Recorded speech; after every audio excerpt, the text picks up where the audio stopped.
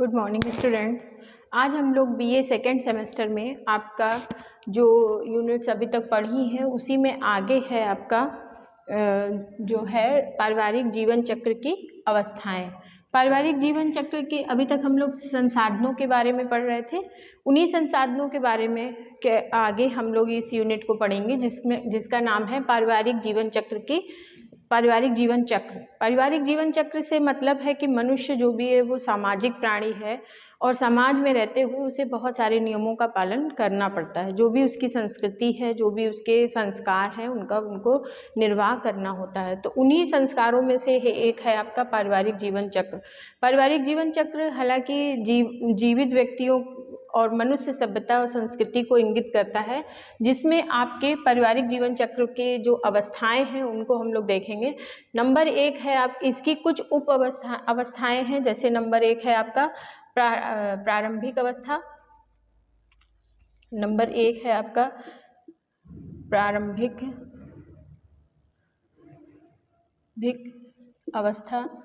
प्रारंभिक अवस्था जो होती है वो आपकी, जैसे मान लीजिए कोई भी व्यक्ति है, उसके जीवन का प्रारंभ कहाँ से होता है? हमारा पारिवारिक जीवन कहाँ से प्रारंभ होता है? वो हमारे जीवन जो माता पिता के समय में हम लोग जब किशोर हो जाते हैं, उसके बाद हम लोगों का पारिवारिक जीवन चक्र चालू होता है। तो जब किशोर हो जाते हैं, प्रारंभिक अवस्था है, तो प्रारंभिक अवस्था में कुछ उप अवस्थाएं इनकी होती हैं। उप अवस्थाओं में हम लोग देखेंगे कि जो इसकी अवस्थाएं हैं वो नंबर 1 है आपका, सबसे पहला है क्या? परिवार का निर्माण। परिवार का निर्माण, जब भी कोई भी बच्चा आपका किशोर हो जाता है, उसकी पढ़ाई पूरी हो जाती है, तो क्या होता है? उसका शादी ब्याह एक सामाजिक संस्कार के रूप में कर दिया जाता है। तो उसका परिवार वहीं से प्रारंभ हो जाता है। जैसे उसकी आफ्टर मैरिज लाइफ स्टार्ट हो जाती है, वहीं से आपका पारिवारिक जीवन चक्र जो है वो स्टार्ट होता है। तो इसमें सबसे प्रारंभिक जो इसकी अवस्था है, उसमें सबसे प्रारंभिक जो उप अवस्था है इसकी, वो परिवार का निर्माण करना। यानी कि एक किशोर और एक किशोरी का जो विवाह है, वो विवाह जब हो जाता है तो ये अवस्था प्रारंभ होती है। उसके बाद इसमें है आपकी समायोजन। मान लीजिए दोनों का जो स्वभाव है वो आपस में मैच नहीं करता, तो विघटन की स्थितियां पैदा होती हैं। पर इसमें पारिवारिक जीवन चक्र को चलाने के लिए समायोजन की व्यवस्था होना बहुत ज़रूरी है। तो समायोजन जब हो जाता है तो ये इसकी दूसरी अवस्था है। समायोजन इसकी दूसरी उप अवस्था है जिसमें हमारा पारिवारिक जीवन चक्र चलता है। फिर इसी में तीसरी है, जब समायोजन हो गया, आपस में विचार मैच करते हैं और जीवन का जो डे बाय डे आपका बढ़ता रहता है, तो उसके बाद है आपकी संतानोत्पत्ति।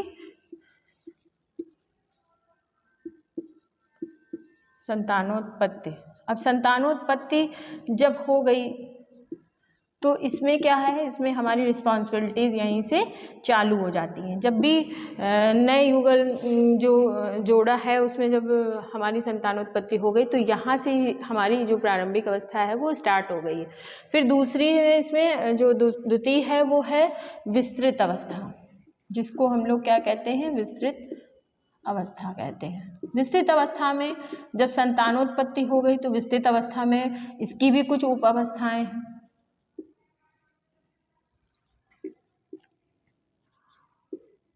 इसकी भी कुछ अवस्थाएं हैं। ये द्वितीय अवस्था है आपकी। इसमें नंबर 1 है आपका जो है वो शैशवावस्था। मान लीजिए जब भी बच्चा हुआ, संतानोत्पत्ति हुई, तो इसमें क्या हो जाता है? शैशवावस्था या पूर्व विद्यालयी अवस्था।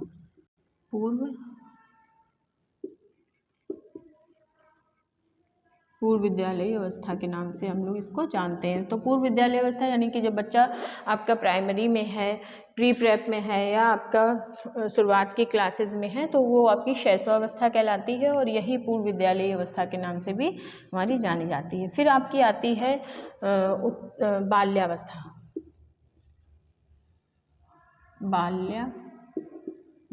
इसकी द्वितीय जो उप अवस्था है वो है बाल्यावस्था।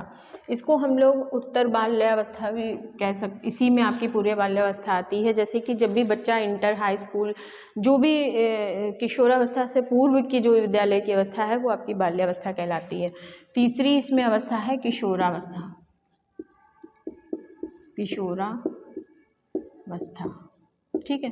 किशोरावस्था, किशोरावस्था में बच्चा जो है वो 12 साल से लेकर आपकी 21 वर्ष तक की अवस्था इसमें आती है और बच्चे का भविष्य का निर्धारण यहीं से होना चालू होता है। फिर आपका तीसरा जो हमने देखा था, जो तीसरी ये अवस्था विस्तृत अवस्था इसलिए मानी जाती है क्योंकि पढ़ाई का जो टाइम है ये अवस्था सारी अवस्थाओं में से आपकी क्या है, ज़्यादा बड़ी होती है, क्योंकि बच्चों का कि इसमें इस समय बहुत सारे डेवलपमेंट बच्चों में हो रहे होते हैं।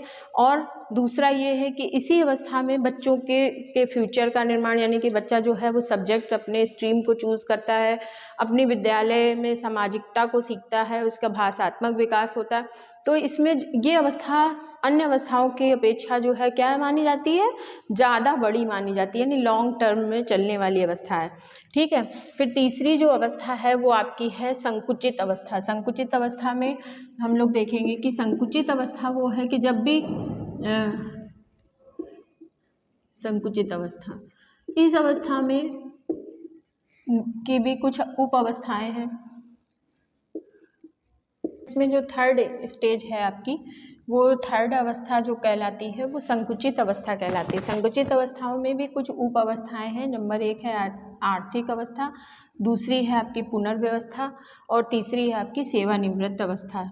आर्थिक अवस्था में जैसे कि हम जो बच्चों का पालन पोषण करते हैं, आपकी जो सेकेंड अवस्था है उसमें जो है आर्थिक अवस्था में ये देखा जाता है कि कुछ भी आर्थिक जो स्थितियाँ, जैसे दीर्घकालीन लक्ष्यों को प्राप्त करने के लिए, जैसे बच्चों का विवाह करने के लिए या जो भी आपकी पढ़ाई के लिए जो भी हमने जो बचत करी है इस अवस्था में, ये विस्तृत अवस्था में, वो उस बचत को इस आर्थिक सुदृढ़ता को प्राप्त करता है इस अवस्था में आकर व्यक्ति। उसके बाद पुनर्व्यवस्था करता है, धन का उपार्जन करता है कि मान लीजिए जैसे मकान के लिए ज़मीन खरीदी थी तो जब मकान बनवाता है। और उसके बाद फिर सेवानिवृत्त अवस्था। सेवानिवृत्त अवस्था में जैसे कि रिटायरमेंट की अवस्था होती है आपकी। तो सेवानिवृत्त अवस्था में बच्चों जो भी व्यक्ति को प्राप्त होता है वो सेवानिवृत्त अवस्था की, आपके रोजगार से इस समय आपको छुट्टी प्राप्त मतलब मिल जाती है और आपकी नौकरी जो है उससे आप रिटायरमेंट हो जाते हैं। तो ये सेवानिवृत्त अवस्था ये तृतीय और संकुचित अवस्था, यानी कि ये सबसे छोटी अवस्था मानी जाती है कि इस समय व्यक्ति के जो दीर्घकालिक लक्ष्य हैं वो पूर्ण हो चुके होते हैं लगभग, और बच्चों का शादी ब्याह हो जाता है। तो ये जो फैमिली साइकिल है वो इसी तरीके से आपका घूमता रहता है। पारिवारिक जीवन चक्र की अवस्थाएं यही हैं। आज के लिए बच्चों इतना ही, धन्यवाद।